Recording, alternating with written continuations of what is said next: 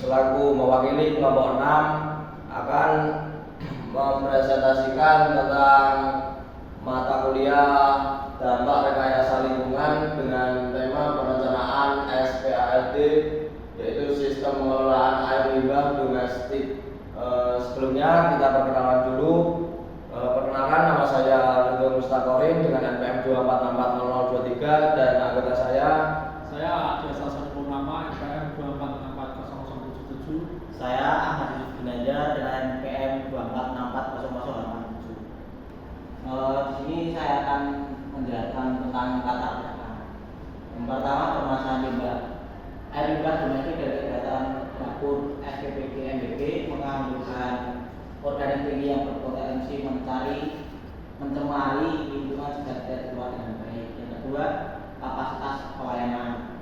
Dapur SPPG MBG melayani 50 orang pekerja, menghasilkan air limbah domestik yang belum diolah sebelum dibuang ke badan air penerima. Yang ketiga, regulasi Permen PUPR nomor 4 PRT M 2009 mewajibkan setiap kegiatan menghasil air limbah domestik untuk memiliki pengelolaan yang sesuai standar SPALD. Yang keempat, tujuan perencanaan merencanakan IPAL dengan kombinasi sistem aerobik, biofilter dan anaerobik untuk mengolah air limbah dapur secara efektif dan ramah lingkungan. Yang kedua, dasar hukum dan standar perencanaan. Dasar hukum Permen PUPR nomor 4 PLTM 2017 penyelenggaraan sistem pengelolaan air limbah domestik SPALD. Yang kedua, PP nomor 82 tahun 2001 pengelolaan kualitas air dan pengendalian pencemaran air.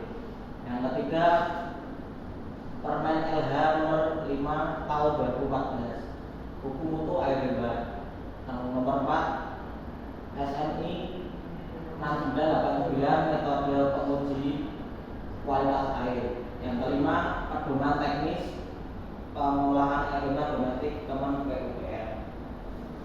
Parameter kualitas effluent, parameter BOD, COD, TSS, pH minyak dan lemak, total kaliform. Selanjutnya, perhitungan kebutuhan dan debit air limbah.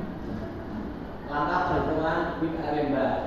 Yang pertama, jumlah pengguna. Yang kedua, kebutuhan air bersih.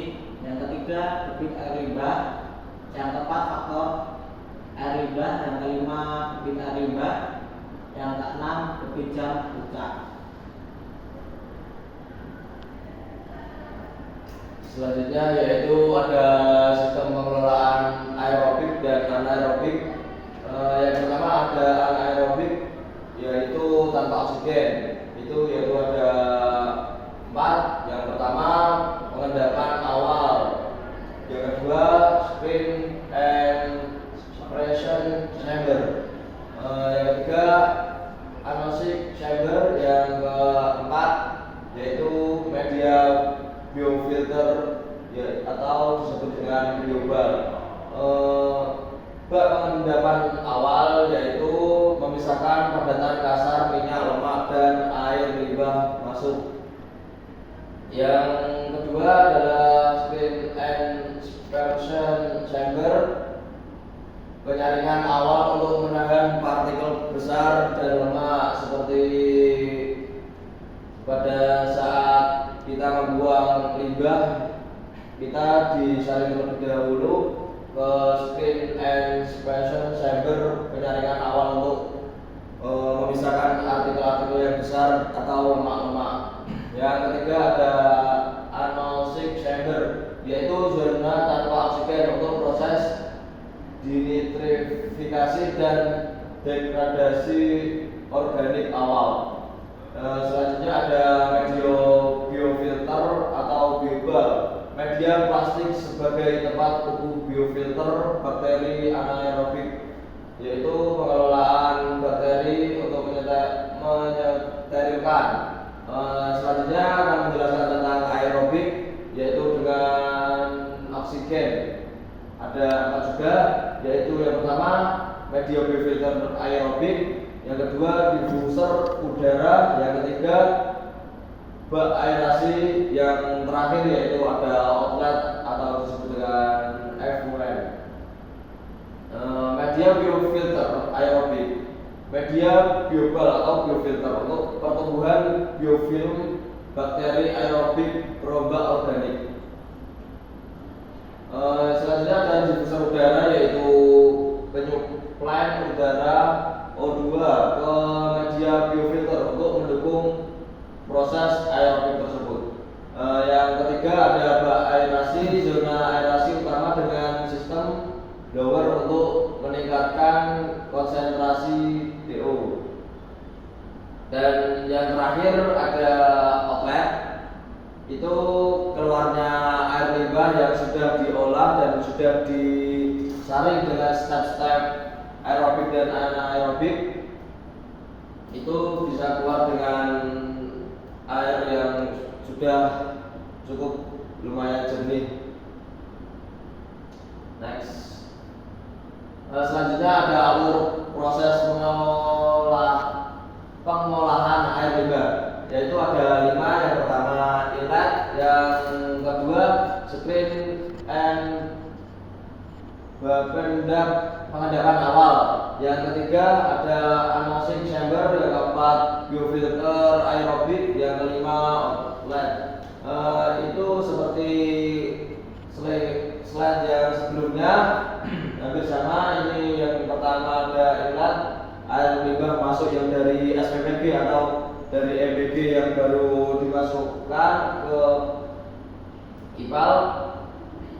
Yang kedua ada screen and pengendapan awal, yaitu penyaringan dan pengendapan yang kasar-kasar atau yang besar-besar untuk minyak dan lain-lainnya. Yang ketiga ada anosing chamber, yaitu zona aerobik, denitifikasi dan degradasi organik. Yang keempat ada biofilter aerobik, media biobal dengan diffuser udara oksigen bioksigen. Yang terakhir ada outlet, yang saya jelaskan seperti tadi yang di slide awal. Effluent memenuhi baku mutu, siap dibuang ke lingkungan. Jadi kita untuk membuang limbah tersebut ke selokan atau ke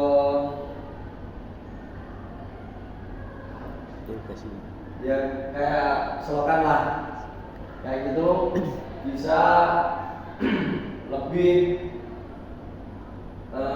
jernih ditimbang kalau enggak disaring sama inlet, screen and pengendapan awal, anosing chamber, biofilter, kayak gitu. Jadi selanjutnya kita ada gambar IPAL SPPG MBG yang susunannya seperti penjelasan dari slide yang awal tadi. Ada inlet, tempat pengumpulan awal, ada power pompa untuk mengompa, ada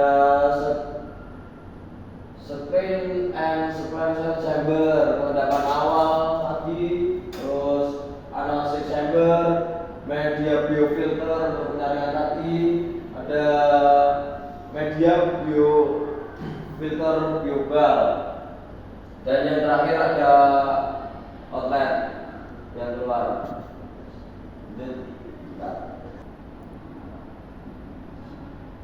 Untuk dimensi dan spesifikasi teks IPAL.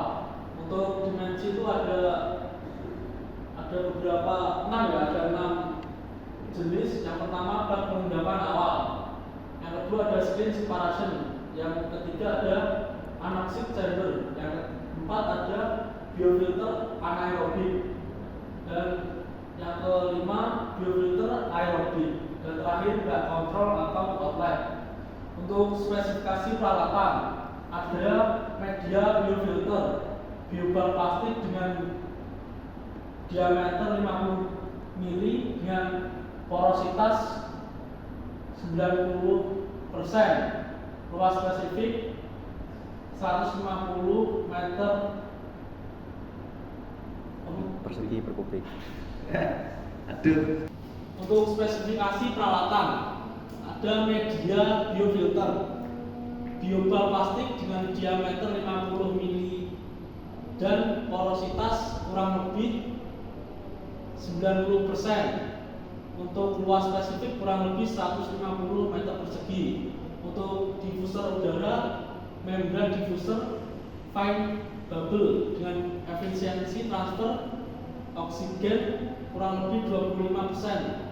Untuk blower air atau aerator untuk kapasitas 0,5 meter kubik per menit. Untuk daya watt 250, untuk tegangan 220 volt. Untuk pipa inlet dengan pipa PVC dengan diameter 4 in atau 100 mili dengan kemiringan minimal 2%. Untuk pipa outlet PVC dengan diameter 4 in atau 100 mili dengan value penutup. Untuk manhole control diameter 600 mili dengan tutup besi cor di setiap chamber. Untuk efisiensi pengolahan dan program monitoring, untuk BOD atau dipanjang dari biochemical oxygen demand 92%. Untuk COD atau chemical oxygen demand dengan 87%. Dengan TTS atau total suspended solid 89%. Untuk lemak 94%. Untuk program monitoring dan pemeliharaan, ada kegiatan pemeriksaan visal vital, pengambilan sampel effluent, pembersihan screen dan bak pengendap. Yang terakhir ada pengecekan blower atau diffuser. Untuk kegiatan pemeriksaan visual vital dengan frekuensi harian, untuk parameternya bau, warna effluent, dan kondisi fisik. Untuk penanggung jawab operator. Untuk yang kedua, kegiatan pengambilan sampel effluent dengan frekuensi bulanan dengan parameter BOD, COD, TSS, pH, dan lemak. Untuk penanggung jawab lab terakreditasi. Untuk yang ketiga, kegiatan pembersihan screen dan bak pengendap. Untuk frekuensinya ribuan. Untuk parameter endapan, kerak, lemak. Dan untuk penanggung jawab operator. Untuk yang terakhir, pengecekan blower dan diffuser. Untuk frekuensinya ribuan. Untuk parameter debit udara, kondisi membran. Untuk penanggung jawab teknisi. Slide terakhir yaitu kesimpulan.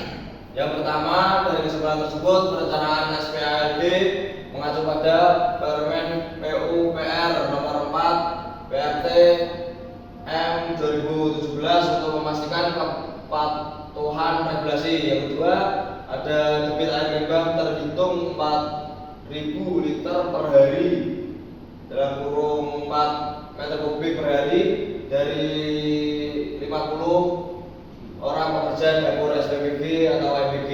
Yang ketiga, yaitu sistem IPAL menggunakan kombinasi anaerobik, anaerobic chamber, dan aerobik, biofilter, dan aerasi. Yang keempat, yaitu ada media biobal dan diffuser udara dipilih sebagai komponen utama untuk efisiensi tinggi. Untuk yang kelima, yang terakhir, efisiensi removal BOD mencapai kurang lebih 92% sehingga efisiensi memenuhi baku mutu lingkungan. Cukup sekian dari kelompok kami. Apabila ada tutur kata atau kesalahan atau kurangnya materi tersebut, mohon maaf yang sebesar-besarnya. Apabila ada kesalahan juga mohon maaf.